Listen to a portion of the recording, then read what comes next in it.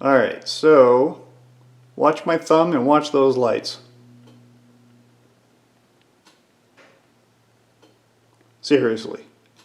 It's literally instantaneous. The second I touch that button, it fires. So that's one of the benefits of local control.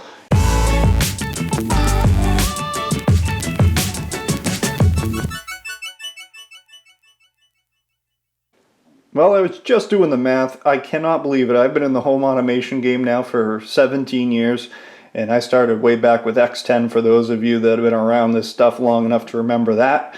And I've tried quite a few in between. This is the first one I would say I am truly happy with that lives up to the claims of where we should be at this 2018 year of the future. It is inexpensive, small, reliable, and fast. And hubs I've had in the past are one or two of those things, but it's never been all four of them. This is truly the coolest little hub I have ever run into, and this video will show you why. Also, I want to put a link in the description to where you can buy it. It is on sale right now, as I speak, for $99.99. Basically 50 bucks off. Hopefully it's still on sale when you're watching this video, but use the link below and that'll get you the best deal on it. What it comes with, a box with a very happy lady on it. See how happy she is? Because it's fast and it's reliable. It comes with the hub itself, which is freaking tiny, and it comes with a dongle. Dingle dangle dongle. It comes with a dongle for the USB radio and the Zigbee radio built in. And that's about it. As far as connections go, we've got a memory card slot on the side there. We get a actual two USB ports because the dongle's taking up one of them. You've got an infrared eye or a blaster port, looks like, an AV port, and an HDMI port. Now, there is nothing that I've come across yet that has anything to do with these three connections, so I got to imagine they have kind of future-proof this in that department, and you can kind of see where they may be going with this down the road, which is actually very exciting. That would potentially take the place of something like a Broadlink RM Pro. And again, I can't believe the crap that they packed inside this little thing. It's just amazing. So what we're going to start off with here is I'm take you through the dashboard so you can get kind of comfortable with it and how it works. And then from there, I'm going to show you what I've got set up for an interface here. So this is the main HUBITAT dashboard, which is where you'll spend most of your time getting things programmed and set up. And it is a direct connection. 192.168. whatever. You're directly connected to the hub at this point. We're going to go through these, not all of them, because unfortunately it has obviously a lot of my personal information that I'd prefer not to air. Not that I don't trust all of you, I'm sure you're all great, but it's the one or two, you know, that really spoil it for everybody. So I'm not going to show you my address and the location side, unfortunately. When we look at some of the apps and the security apps, it's got PIN codes and phone numbers and things like that I want to prefer to keep to myself. So I'll show you as much as I possibly can without showing you more than I'm comfortable showing you. So we're going to start off. Location is updating your local information, so your physical location, and that's used for geocaching. So it knows that when both me and my wife leave the house, if we forgot to arm the system or lock the doors or whatever, or turn down the thermostat, whatever it is, that's where you're setting up that program information, and it will do all those things for you. When you look at devices, you're going to see all of your devices, and I am slowly bringing over everything in the house to this system from Wink. So right now I have a total of 71 different items on the books here, and the majority of that are Z-Wave devices. There are some scenes in that number as well, but as you can see, a lot of it switches, outlets, contact sensors, dimmers, thermostats, and things like that. So you'll get a better idea of what that is. I'm going to show you the tablet setup that I've set up to work with this, and this is much more of a technical view and where you can manage these devices. So if we look at, for instance, let's just take a look at a typical dimmer, in-wall dimmer switch. So this is where you can look at your configuration or update the configuration. Now this button may need to be used for some switches that aren't natively, they don't natively work with this system, but I have yet to find something that I couldn't get to work with it, even if it isn't listed as one of the items that it can work with, just by setting up, getting it to connect with Z-Wave, and then doing a manual configuration and waking that device. But you've got your on option, a flash option, off, refreshing, so it repolls the switch if for whatever reason it's not polling and updating the process or updating the current state. That's what the refresh is for. And then because this is a dimmer, I can set the levels. I can set the level change in terms of how quickly that dimmer operates. Preferences on the onboard LED that is on most smart switches. You can select whether you want that light on or off when it's on and on when it's off. Your paddle function, I guess if you were really lazy and you put the switch in upside down, didn't feel like flipping it, you can reverse the paddle function and then set the flash rate. And this flash rate's used for a lot of things, mostly around your security aspect, but you can set the rate in seconds as far as how quickly you want that to flash.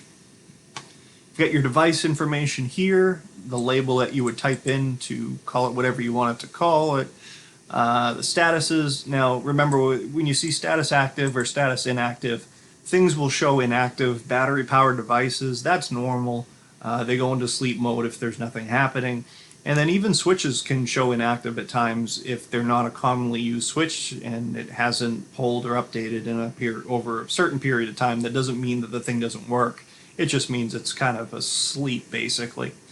You have some information on the times and dates they were created, the clusters, the Z-Wave, basically what are the modules it can see and what's being shared in that mesh network, device ID, and the manufacturing information. It also shows you what it is in use by. So this particular switch can also be controlled through my Sharp Tools app. It can be controlled by Amazon. It can be, or it's part of a turning off all lights at 10:10. It's a simple lighting rule, which we'll show you next. Now let's go to our apps. So in apps, Amazon Echo skill is a skill that you're going to want to load. And what this allows you to do is manage what Amazon can see and what they can control. And that's done very easily. As you see, you just simply click on that, check off what you want to Amazon to be able to work with, or unclick what you don't need them to work with, and that's that. Let's go back to app list. Groups and scenes, very similar to any other hub. You can group lights together by room or by whatever, and then you can also set scenes. So I've started to program some here. Most of them are just around my theater. So if we go to listening to music, you will see theater cans on at level 99 as a dimmer, theater sconces set at 75, theater runway lighting is on, theater screen lighting gets turned on. If I hit activate a scene, it will turn those lights onto that set. The other neat thing about this is it captures a scene. So if I go into configure and I select whatever switches are going to be part of the scene, I can just then go to that theater and adjust the lighting just the way I want it. And once I have it the way I want it, I just hit capture scene. In this case, you see it says recapture scene because that's how I programmed this initially. But you can hit capture the scene and it's going to set those levels based on what you see. So you don't have to sit there and mess with the thing up and down and on each light trying to find out exactly how it reacts to get you the light that you want. Really neat, simple feature there. If I want to adjust scene settings even after I've done that capturing of the scene, it's just as simple as going in here and making changes to each one of the switches you have on that scene. So scene setup, very straightforward, very simple, very effective. If we go down and look at the next app I've loaded is the HUBITAT dashboard. So this is that direct connection, 100% local, no cloud anything, no internet whatsoever, instantaneous. From here you can manage what that looks like. Although again, this is not as pretty as some of the aftermarket ones that you will see. Oh, I didn't want to remove it. Cancel. Done. But it is an option there, and it's a good fail-safe if the internet goes down or you have no internet for whatever. This is that direct connection. And one thing I didn't show you is just how easy it is to load a new app. Here are the apps that you have available to pick from. You just click on it and it dumps it right onto this apps screen. So it doesn't get much easier than that. All right, safety monitor. I would love to show you because the amount of options in here is incredible. This is the first hub I've seen that has really been designed around home security, and because it's 100% locally controlled, I am very comfortable with using it for security. This is an excellent security system, and to date, most hubs have not been, because of dependability and speed issues, the reaction time just isn't there. This one is, and they've done an excellent job of giving you options. I mean, something as simple as when you leave the house, being able to set the delay time easily. So I hit the arm button, and here's how many seconds I want the system to wait before that system becomes armed. Or when I come home, here's how many seconds I want it to wait before the alarm starts blaring. How many, in my case, I set it for 30 seconds. In 30 seconds, that alarm will go off if it's not disarmed. But it will only do that on 2 of my 5 doors that have the powered locks on them, because those are the 2 doors that are close to the garage. Those are the only 2 doors I use, or me and my wife use, when we're coming in from being somewhere. So the other doors, if you go in from those doors, that alarm's going to immediately go off. So there's a lot of detail in this system, and unfortunately, if I click on this, it's going to show you all kinds of information, passwords, codes, phone numbers, things like that. So I can't show you, but trust me, this HUBITAT safety monitor is just awesome. It also allows you to add to that. I've added 2 different things. So we'll look at one of them here, Septic Overflow. So I have a sensor it's actually placed just just above the where the septic line leaves the house. In the event that I had some septic issue, I want to know about it sooner than later, so I've created this rule, and we can go into configurations here. When that is tripped, it will send a septic overflow alert detected text message to my phone and my wife's phone. It will set my strobes on my siren. It will flash lights, and it will also, oh, I don't have it in here, it's a separate one. I had to use a lighting rule, but it will also shut off the well pump that feeds water into the house to make sure that we stop that leak as fast as possible without having damage. So you can create your own additional safety things if what you don't find in this very thorough safety monitor section. If it doesn't have everything you need, you have an option to add more to it. We have simple lighting system here. So this is just that it's exactly what it sounds like. It's simple lighting. So humidifier comes on at 10 p.m., turns off at 6 a.m. It's actually just for white noise, just helps us sleep better. So and I've got some other simple ones in here, turning off all the lights at 10 p.m., turning on selected lights at sunset. It does have that sunrise sunset system built right in based on your location. You can adjust the offset in minutes if you want them on a little earlier than sunset or a little later than sunset.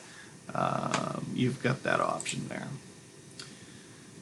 Let's see, IFTT, so if this then that integration, I haven't done anything with that yet. I have used it in the past, but the good news is there is so much if this then that's built into the hub itself. I have not found the need to do anything with this yet, but it's there when I'm ready.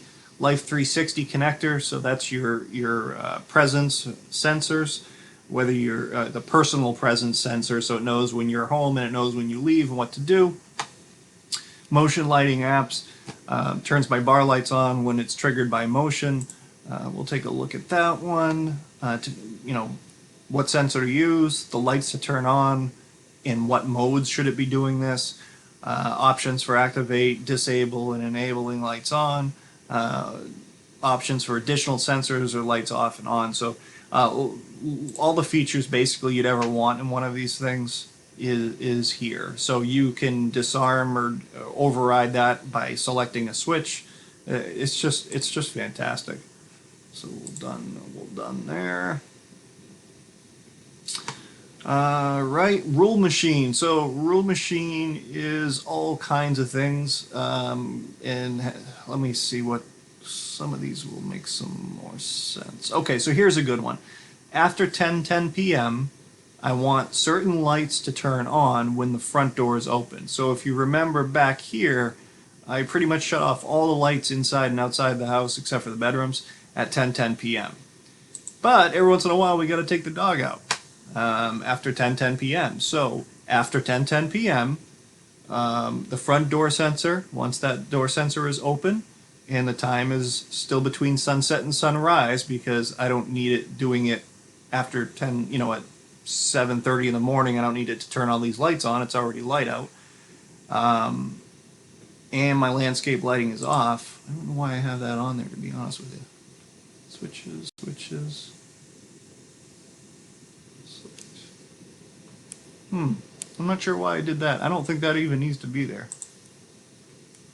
Huh, look at that. Trying to teach you and I'm learning something I did wrong there. All right. So once those two things are true, it will turn on my entry light, my landscape lighting, and my walkway light. And after a 5-minute delay, it will turn off those three lights again. So real simple thing there, but it saves you from walking outside in the dark. And it saves you from the effort of reaching up and touching a switch. I know, life's tough, right? What else? Here's the automatic alarm based on the physical location. So if we forgot to lock doors or arm the house when we left, no worries. HUBITAT will take care of that. It's going to automatically arm the house. Garage door. Now, if you haven't watched my video on how to automate your garage doors for like $30, this won't make any sense. If you have watched my video, you already know what these two programs do. They basically shut off the outlet that controls the garage door opener as soon as it turns on, which allows it to send a pulse to the door and close it. So that's a program that you won't have to write unless you go my cheap route of automating your garage doors. And I've just carried that over from, I've had that on Vera, I've had it on Wink, and now it's on HUBITAT.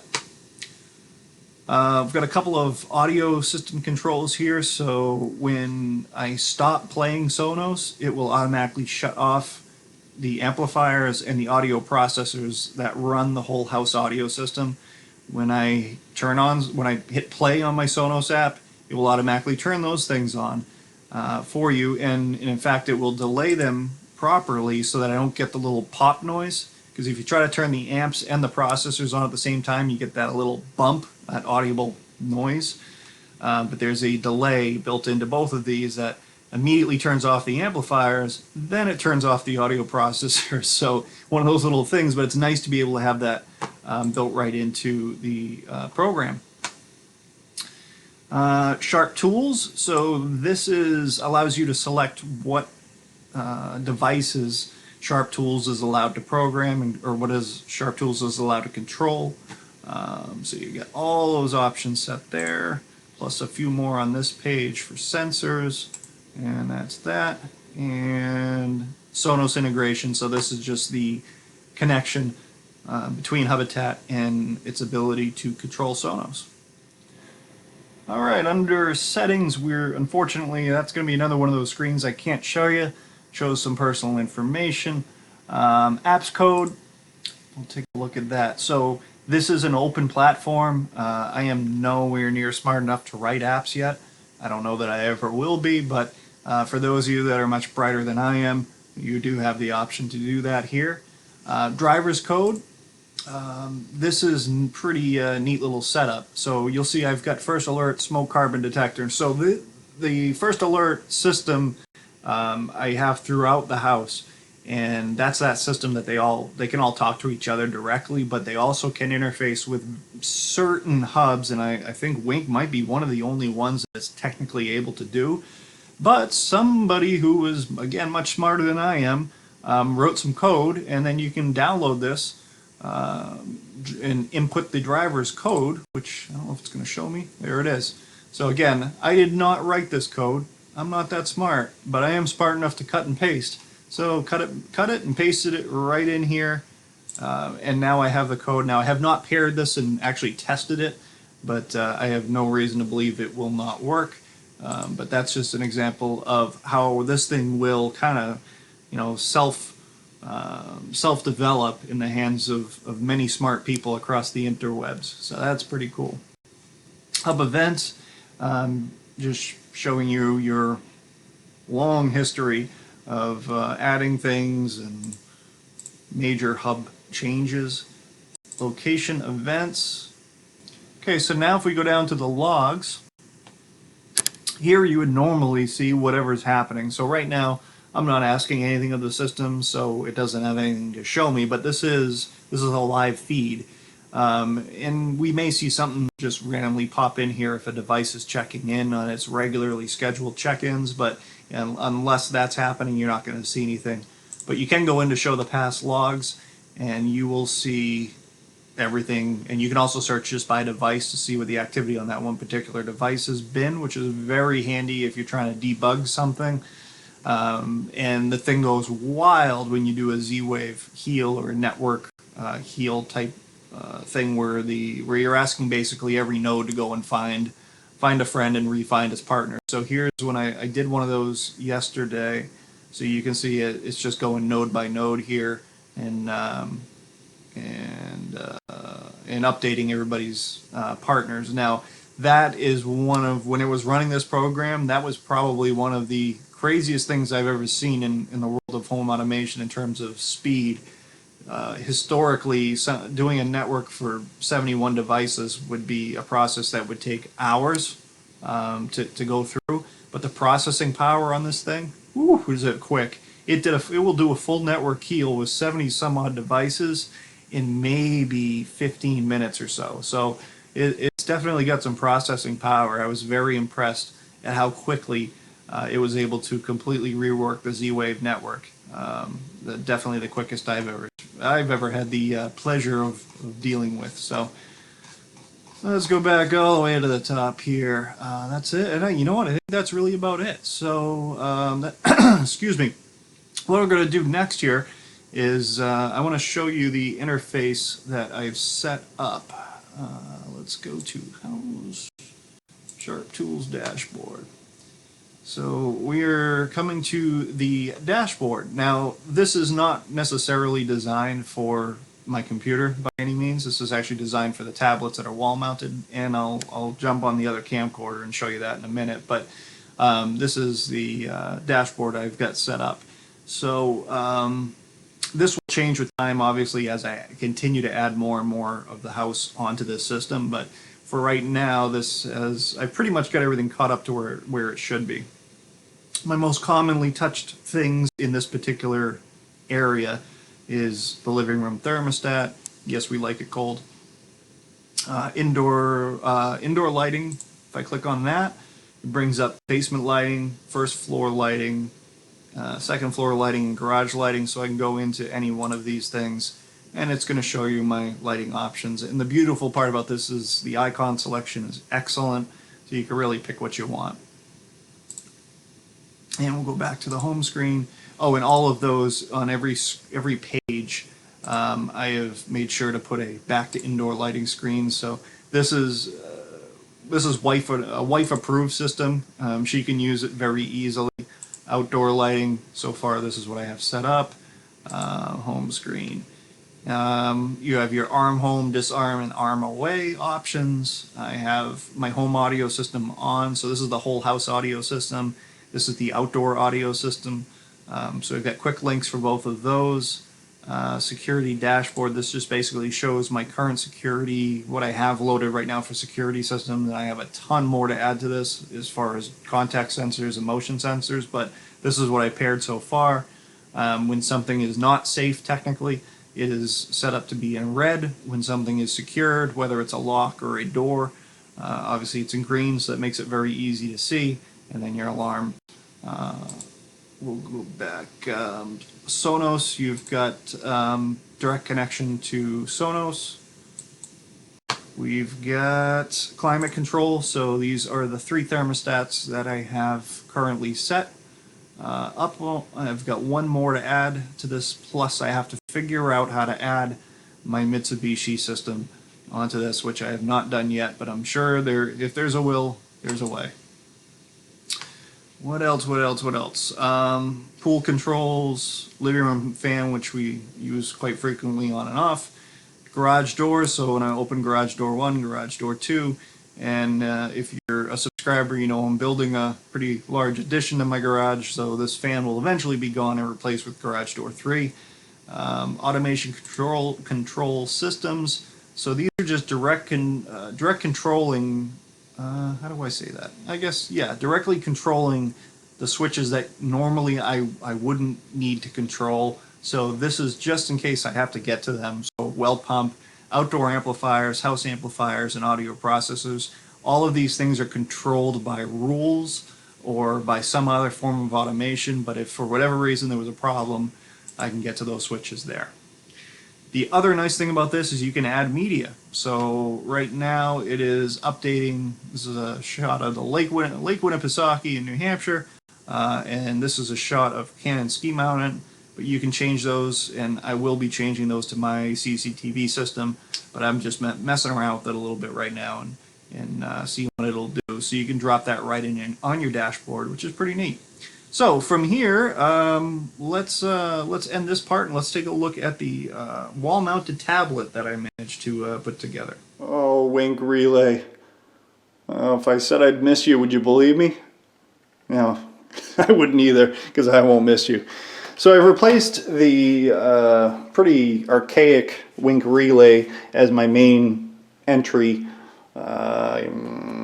interface with a Samsung Nexus 10-inch tablet. Now this was just an older, it's not that old, but an older tablet that we weren't using, and had nothing to lose, so I ended up disassembling the tablet.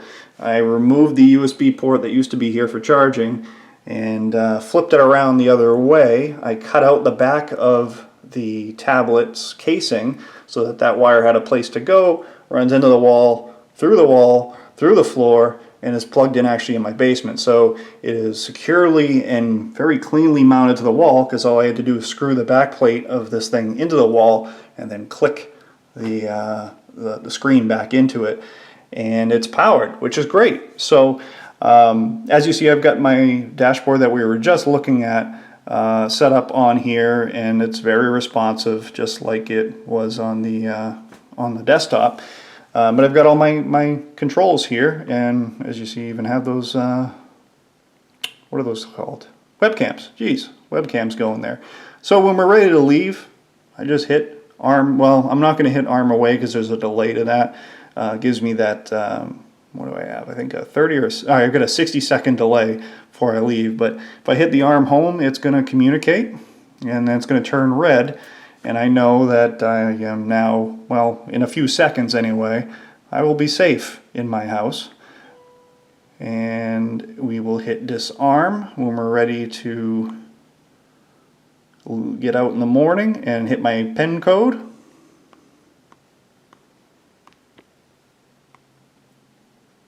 Oh, that's what I get for trying to be slick. Oh, as you see, the door wasn't locked. But because the system is armed, it locked the door automatically for me, as a just in case. So let me try this one more time, entering my PIN code without you seeing it.